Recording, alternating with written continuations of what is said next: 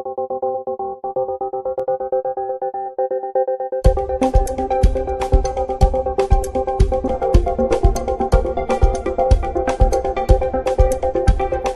To కానుక TV. Vijayawada ఫోరంకి ఏరియాలో Penumaluru traffic constable విభాగంలో పనిచేస్తున్న వెంకటరత్నం ఎర్రటి ఎండలో నడుస్తున్న స్కూల్ పిల్లల్ని గమనించి ఎవరికి కనపడని వినపడని నొప్పి లాంటి వాళ్ళ పాదాల వంక చూస్తూ ఎర్రబారిన చిన్న బాధ దగ్గరలో ఉన్న చెప్పుల షాపు పిల్లలందరినీ తీసుకువెళ్ళి కాళ్లకు కొత్త చెప్పులు వేసుకున్న గంతులు వేస్తున్న పిల్లల్ని చూస్తూ ట్రాఫిక్ కానిస్టేబుల్ సన్నటి చిరునవ్వు.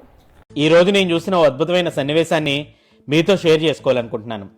విజయవాడ పౌరంకి ఏరియాలో కారులో నేను ఒకరి కోసం వెయిట్ చేస్తుంటే ఓ ట్రాఫిక్ పోలీస్ కొంతమంది పిల్లల్ని వేగంగా ఓ షాప్లోకి తీసుకెళ్లే దృశ్యాన్ని చూశాను. విషయం ఏంటా అని ఆరాధిస్తే అప్పుడు అర్థమైంది, ఆ పిల్లలు ఆ షాప్లోకి వచ్చే వరకు కాళ్లకు చెప్పులు లేవని.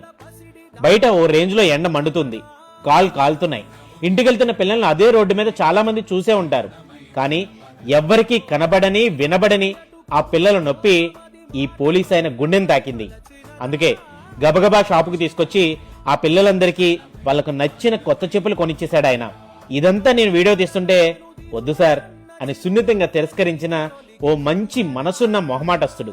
అప్పటి వరకు ఎండలో ఎర్రబారిన వాళ్ళ పాదాలంకు చూస్తూ ఓ చిన్నపాటి బాధ, అవే కాళ్లకు కొత్త చెప్పులు చూస్తూ సన్నటి చిరునవ్వు ఒకేసారి గమనించాను ఆ పోలీస్ బాబాయ్ ముఖంలో.